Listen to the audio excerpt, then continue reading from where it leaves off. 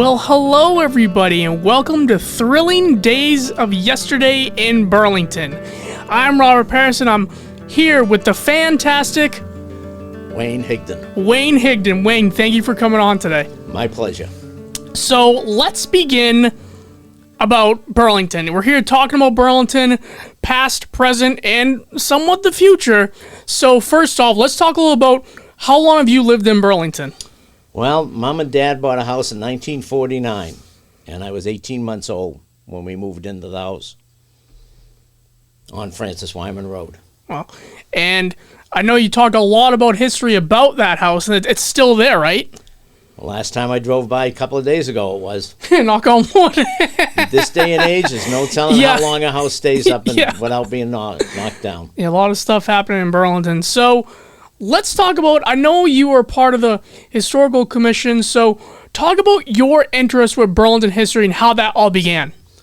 All right, the picture that you have on the screen beside you, that is a picture of the meeting house in the intersection of Lexington Street and Bedford Street. That's the whole beginning of Burlington, because at that time it was the second parish meeting house to Woburn. So everything from that point, when that building was made in 1732, is what's been part of my life since I volunteered as a historian for that facility for over 15 years as a volunteer. And I'm the third one out of four of us Wow. in all the years since 1732, because the first position was made during the USA celebration in 1975. And Peter only lasted a couple years, and then Norm Sony replaced him, then I replaced Norm, and now Mike Trudeau has replaced me. Wow, so a lot of people, a lot of generations and stuff like that. Considering how long that building has been there, it had no historical representation until the community became what it is now almost. Now, prior to the start of this pilot podcast we have, you always came in and told everyone about history and this about Burlington, stuff we really didn't know. So when did that start? When did you start sharing those stories with other people? I would say back in the 2000s, I started doing a lot of stories with the kids on field days. Then there was one particular night where I had to entertain the significant others of a chorus that was doing a singing presentation so I spent my night entertaining the spouses, and it was mostly just stories of the church itself. Now, when you think of past Burlington, like I'm talking about childhood and everything, what's the first thing that comes to your mind? Living in a neighborhood where there wasn't anybody for a quarter of a mile away. Wow. That was of my age. And then any places in town that bring back a whole story to you? I know there's so much history in this town, but if there's one particular part of Burlington history, any place that you can think of that comes to your mind, what would it be? Yeah, I know. And to try and remember anything and everything, probably the first time I went swimming in a swimming hole, which was down the street. It was a small pond that was fed by a brook. The rest of it, yeah, we'll see pictures of me riding my bicycle and so on and so forth, but that was one of the things that you didn't have swimming pools. Nobody had swimming pools in the backyard. You relied on having a stream or a small pond that wasn't polluted, which wasn't that likely because there wasn't that many people polluting anything. Wow. Is that watering hole still there? I'm guessing not. No, it is. It is? It is. And where's that located? Off of Francis Wyman Road. Wow. So Not in the same condition it was. Right. It's close to the Francis Wyman house. Wow. So we're going to have to take a look at that sooner or later. But for today, we'll focus on the start of everything going on. We'll use a Google Maps to Yeah. update what it looks like now. So again, as I mentioned at the beginning, past, present, and future. What changes stand out to you that is now in Burlington? From 1949? From 1949 until now. Like, what stands out the most? Like, what has changed in Burlington? Well, I have six grandchildren living in town, all of them in Burlington. But as far as the superstructure, because of the fact that it's been developed so much just in the past 50 years, I mean, yeah, you can do all the high-profile items, we'll say. But one that stands out is the landlocked parcel. That's a story in itself there. So that, like I say, we could keep going on forever without you asking any more questions. Well, tell us a brief story about it. About what? The landlocked parcel? Yeah. Is it still there? Oh, it hasn't moved because as one of the building inspectors told me a long time ago, they stopped making land in Burlington many years ago. It was a venture that was created by a group of individuals to maybe make a golf course, but it didn't work out the way they expected it to. So now it's a landlocked parcel, and it's in still a natural state. It's very difficult to get to it, but it gives you an idea of what the whole town of Burlington looked like. Besides, if you go up to Cummings Park, that's another issue in another undeveloped area. So there's a few places still left, you know. So before we get to the photos we're going to look at, what is your favorite place in Burlington currently, and why?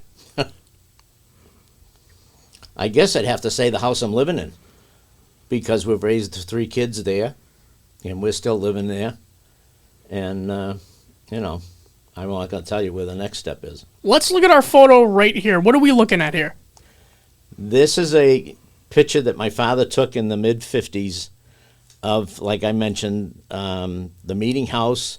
You have Simon's Park. You have the Little League field that had just been made down in the lower right-hand corner. You have the other baseball field that's up in the upper right-hand corner where the high school team used to play their games. Down the bottom is where the museum is, and then there's the burial ground that's in that area. So what's this thing that I'm pointing at with the mouse right here? Was this a house? That was a privately owned house, yeah. And now that I think that house is still there, or is it gone? I believe that house is gone. Yeah, I know there's like some. Yeah. It's like some. Well, it's a condominium complex, I believe, Right. or an apartment complex, and that's a story too. There was a house, and it's not that house, but there was another house sitting in that location, and that got moved to Wynn Street, at the intersection right across from Locust Street, by one of the local builders. And I said to him one time, "Why did you move the house?" He said it was cheaper to move the house than it was to build a new one on the foundation. And, you know, there's still laws allowing people to do that without much money. So around here, up by, that's the UCC building right now, Yes, in present and day. you're looking at the intersection of Lexington Street and Bedford Street. And as we see right over here, it looks like there's some construction going on. Or is that? That is the proposed foundation for the parsonage. Unfortunately, the parsonage was sitting in the middle of the Burlington Common, and the outfit was hired from Woburn rather, to move the house and the complete contents to that foundation that you see sitting there. Unbeknownst to the contractor, there was a cavity in the middle of the common right near the bandstand, which was where the house was sitting. So as they started to move the truck with the house on it, it fell into the hole, and the whole house was completely demolished. There's pictures floating around of what the thing looked like, and unfortunately the minister's wife was told to just leave everything in the cabinets. You'll never know it was moved, but unfortunately the house was a total disaster. So that even a little bit further over to the left down Lexington Street. Okay, this way. Yep. Yeah, that little crooked. All right, where I'm going is right there. Okay. All right, that area there, there's a house in there, and that gentleman, I believe, was, if not the first postman in town, he donated all of this area to the church, so that now there's a parsonage sitting here on Lexington Street that had replaced this one over here that was finally built. Right over here where these trees are. On Bedford Street. Yep, All those right trees. here. Yeah, that's where all the basketball courts are. Yes. So do you remember when these were taken down? I would say they were probably done in the 4 years that I was not a resident of the town and I was in the service. Oh. It was done that would have made it late 60s. Thank you for your service. Thank you for remembering.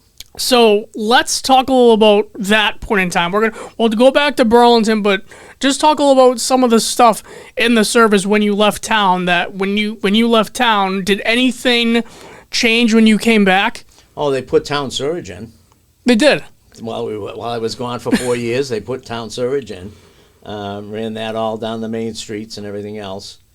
Some of the schools, I think, just about had all been completed and done because it was still major construction going on when I graduated from high school in 1966 to the point we were on half-day sessions because they were building the Francis Wyman School at the time. So, and that was after I had opened up the Memorial School, opened up the Marshall Simons Middle School, so on and so on. All right, so now we got Tumac and Tewksbury. So it's the Wellington, Burlington. You knew you grew up in Wellington, Burlington, Billerica, Tewksbury when, so let's explain this photo. And what you're commenting about, that tab on the right-hand side, Yep. That's a Facebook page that is now in existence by a gentleman who comes from Wilmington. Him and I have conversed over, and he flies his, I don't know if he owns a plane, but he flies a plane out of Tumac. Tumac has been around since, I want to say, World War II or shortly afterwards. And all the pictures that you're going to see from the air were taken. You'll see a picture of me sitting in a small Piper Cub. Were rented from this Tumac by an individual that worked with my father over at Hanscom Air Force Base, who had a pilot's license and needed to keep his airplane up, pilot's license active. So they would go flying around Burlington, and this was, again, all in the mid-'50s that you're going to see a lot of these shots. But Tumac is where is now a big tavern and a golf course and a condominium complex. The airport is no longer there. Now, where is this right now in Tewksbury? That is off of Route 38 in Tewksbury, just before you get into I want to say, no, it's about in the middle of Tewksbury, because there's some fields and everything, golf, recreational fields and everything up to the right. That shopping center is still there too. John Ryan's Pub is in that shopping center up there, at the top of the picture. Is that near the I'm thinking of where the RMV is near Wilmington High School? This is not where that is. No, that's on Route 62. That's because this is in Tewksbury. You're talking Wilmington. You're two different towns. I'm sorry. No, don't worry about it. We know what town you're talking from. So this is in Tewksbury, yeah. I'm thinking because it says, yeah. So I would say that picture again is probably in if it's that development up in the back there, that's probably in the early 70s, late 60s. So that's a few years later than when the actual other pictures come from.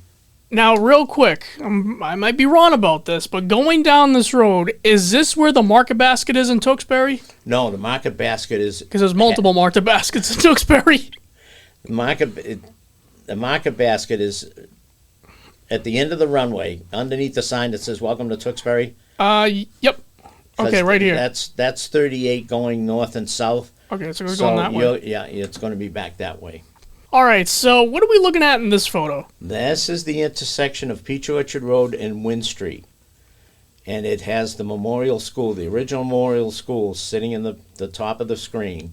But you'll notice that even St. Margaret's Church haven't been built yet. And I can't see, it doesn't look like it's even built on the intersection of Center Street and Wynn Street. So what year is this? That would, whenever, I think it was early 60s, St. Margaret's Church, and before that, they had the small church in the intersection. Mm-hmm. So whenever, that was 54, 53? Let's see, it was. Yeah, it must have been just after the Memorial School was built, because I'm trying to put my age bracket into it, because I opened it up, because I did the first grade and the second grade. So whenever that was built, it was the time I was in there. So it's got to be early 50s anyway. And we have any Or stories tied to this photo?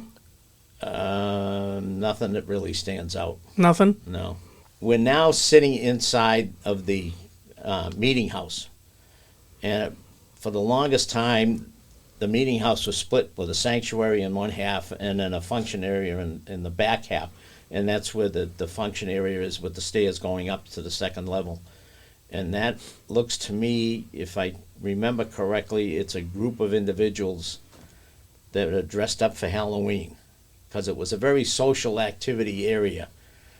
To begin, there was no movie theaters, there was no mall, so everybody had to provide their own entertainment, and the church did that by having a men's club and ladies benevolent society and everything else over the course of time. So this is a picture of one of their events. I'm pretty sure it was a Halloween party that the guys had put together. Are you in this photo? No. You're not in this photo? No. Do you know if anything, my father's in that photo, but not me. Do you know what year it was? Off the top of the bald head, no. Let's talk about what you were doing in this photo. This was the final event for the town's bicentennial celebration in 1999. We held it New Year's Eve, the Marriott Hotel. Mm-hmm. We sold tickets to the event 6 months before that January, and we were sold out because it was in the middle of that year-long celebration. So as a gag, I showed up in a tuxedo with a top hat, tails, and everything else. BCAT was there. That's the old analog cameras. Wow. You can see the BCAT emblem right off to my cheek. So you filmed with videotape? I did that. That's a mock-up. Okay. I didn't do any of the shooting. I was too busy walking around like the chairman. Because we had over 600 people in it. We sold out. I mean, it was standing room only. Because we sold tables, and you had to buy, if you had more than 10 people you wanted to go, you had to buy more than two, you had to have somebody else buy the second table. And we sold them out in July of that year. So as a gag, and I want to say, if I'm correct, this was taken by Joe Brown. Really? Do you remember the bicentennial year? What stood out to you? That must have been a, historic dream for you because it's the bicentennial year. I know I did see in our BCAT footage a while ago upstairs in our archives that Bob Hogan was the Veteran Service Director, and there was a whole something that came to the common. I'm not sure what that was, but I might refresh your memory. Bob was the chairman of the bicentennial parade. So he had every event had a subcommittee. The commission existed of about, I want to say, 10 to 15 people. And then from that, we expanded. Each event had its own committee, and that usually was anywhere from 4 to 5 to maybe 6 people responsible. And we did an event. We started in January, and we had an event almost every month, finishing off in January of 1999. So one of the biggest things was a 2-hour-long parade. And we figured there was, if not 10,000 people going on. We staged everybody in the Pine Glen School, Wilmington Road, Cambridge Street, and it ran the usual route all the way down to the Memorial School.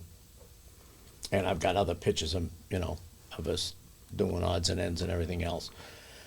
But we ran it in a democratic process. Anything that was decided, you brought before the commission, and if everybody approved it, then it went forward from that situation. We had one Celebrate Burlington type day like the rec department does now, where we did historical tours of all the historical buildings in town. And it was raining that morning, and I was talking to a other member on the phone, what's the radar look like?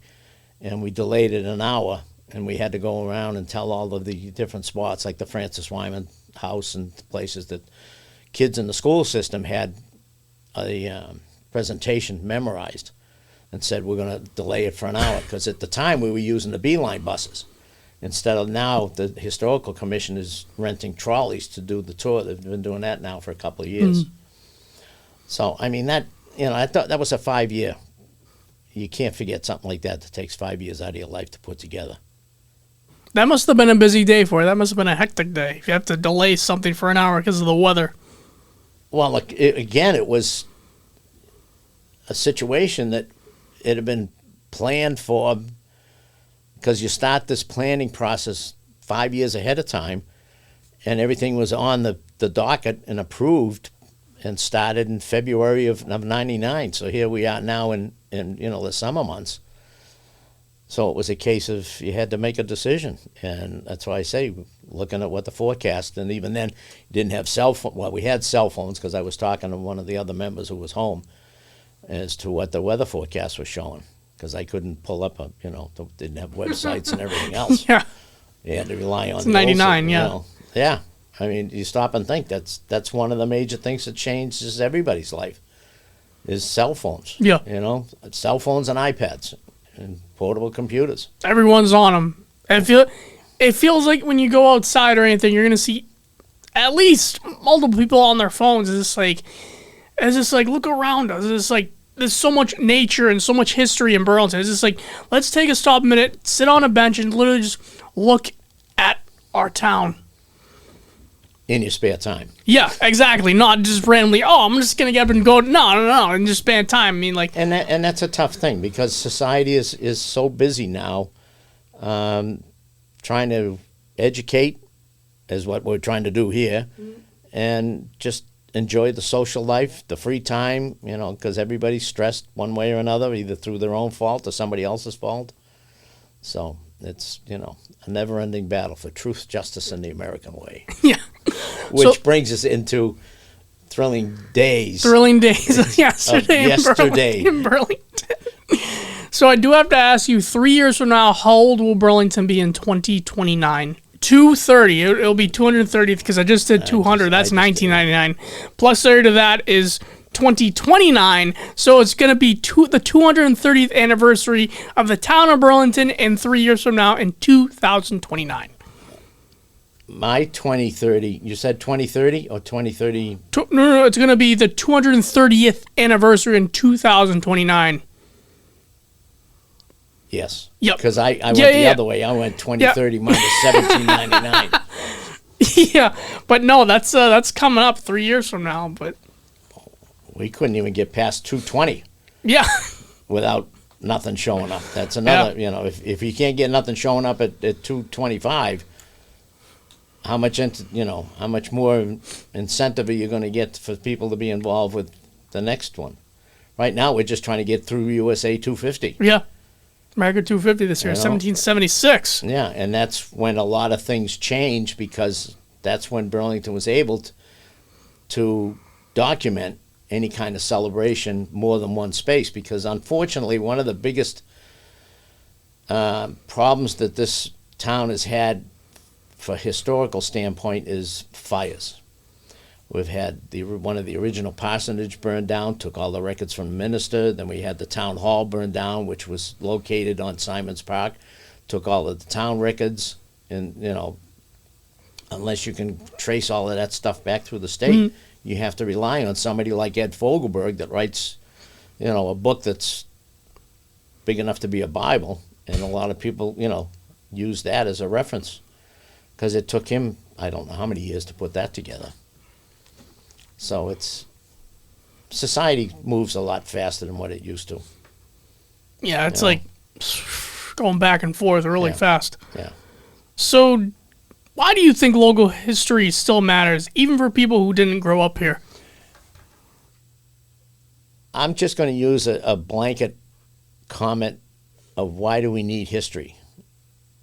And if you look at the fact of all the things that have transpired in my lifetime and before, if somebody didn't keep records of what they did keep making the same mistakes. So you need history to make sure you don't make the same mistakes again. I don't care whether it's Alexander Graham Bell or whether it's Franklin flying a kite with a key attached to it, anything of them, or the first flight, the Wright brothers, anything. If you don't keep records, then you waste all your time doing the same thing over again. So you need history, if nothing else, to appreciate what somebody else went through to create what you're seeing in front of your eyes at this point in time, whether it be the Mall Road, whether it be Leahy Clinic, whether it be Middlesex Turnpike, which is another story in itself. I mean, you know, some people don't care about what happened before. They're always worried about what happened. But if you don't keep track of what happened before, you may be wasting a lot of your time. Exactly. Now, to wrap things up, is there one Burlington story you haven't told yet, or do you want to hold it off? I refuse to answer that on the grounds of me incriminating me. All right, well, Wayne, thank you for coming on for our first episode of Thrilling Days of Yesterday in Burlington. I really appreciate it. My pleasure. Enjoy. We'll see you both next time. We'll see you all next time. Maybe more. Yeah.